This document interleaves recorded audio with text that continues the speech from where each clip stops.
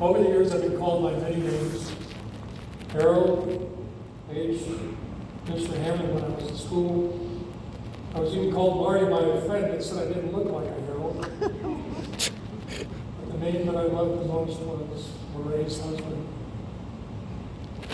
35 years she was my best friend. For the last 32 years, she was my beloved bride. I'd like to tell you a few things, a little bit of a story about the one that I loved.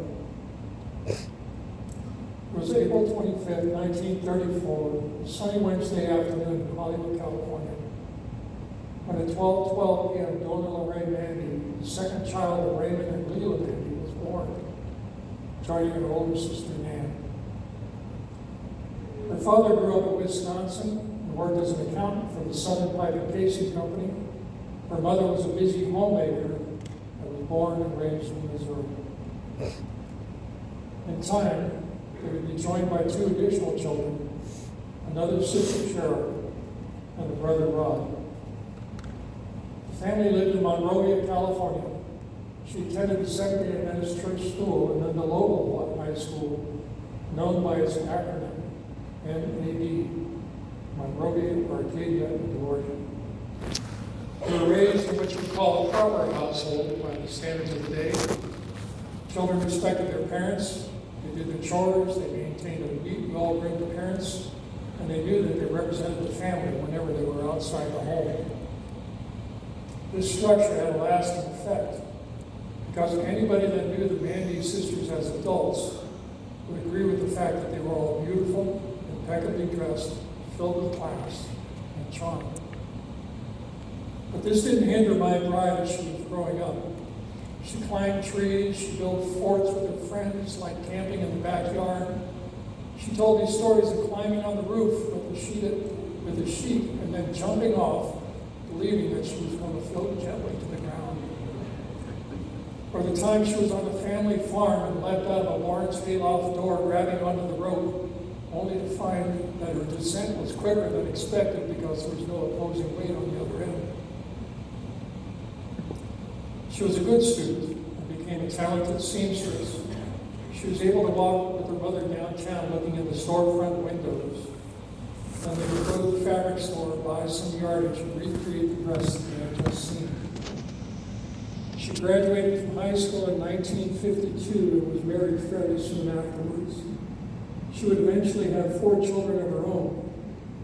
Only this time, there's going to be 3 boys and a girl. The family earned a living working at the fledgling In-N-Out company. Eventually relocated to Las Vegas, where they owned 2 restaurants of their own. Without going into great detail, things began to change, and life was not as she had hoped and dreamed.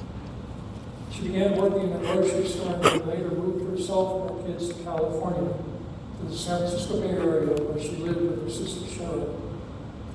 Finding some success and stability, she continued on in the grocery business, but unfortunately suffered through a series of bad relationships. Moving ahead through time to the mid-1980s, now working at a store named Lucky's in Novato, California, she was renting a bedroom from a girlfriend. The kids were now gone, grown up, some with families of their own, and she was alone again after another failed relationship. As a checker in a grocery store, you're expected to be polite, courteous, and friendly to people. There was a couple that would make an effort to come through her line and talk to her. She would later tell me that they would always extend an invitation to her to join them on Sunday for church. Eventually, she accepted their kindness and joined them. It was during a service in 1987 that she yielded to the pastor's call to make Jesus the Lord of her life. And from that day forward, she walked with him as best as she could for her remaining days. She served in many capacities over the years. She was a member of the choir, ran the bookstore, involved in the ladies' ministry, coordinated weddings and events, helped teach Sunday school, small groups at home, and the list goes on and on. These were all wonderful things, but there was one thing that she did that I remember the most. It was July 4th weekend, 1989, when I walked into the store looking to find people that I knew so that I could take my mind off my own situation. Walking through the store, I eventually made it to the front. She was busy, but asked me to wait 15 minutes and go to lunch with her. We talked, and she had to return to work, and I asked if we could spend some more time together, maybe go to a movie. That night, we went to a movie. And when I took her home, she invited me to go to church. I accepted her and joined her on that Sunday. And it was a few weeks later, on August 14th, I myself asked Jesus to be my Lord and Savior. We became friends and grew close. Time passed with too many stories to recount here, but on November 4th, 1991, overlooking the Golden Gate Bridge, on a moonlit night, she said yes to my proposal. And we were married the following April at 7 p.m. on Good Friday. Thus began our love story that spanned the next 32 years. Over time, our family grew to where we had 4 kids, 7 grandkids, and 23 greats, with the oldest 2 greats having been married this last year. She's gone home now, and I'm sure she's rejoicing and loving our family. But as I was preparing for today, I was going through photos, images of her at a time before I knew her, and I found myself wishing I could have met her earlier. No sooner did that thought cross my mind when an answer was given.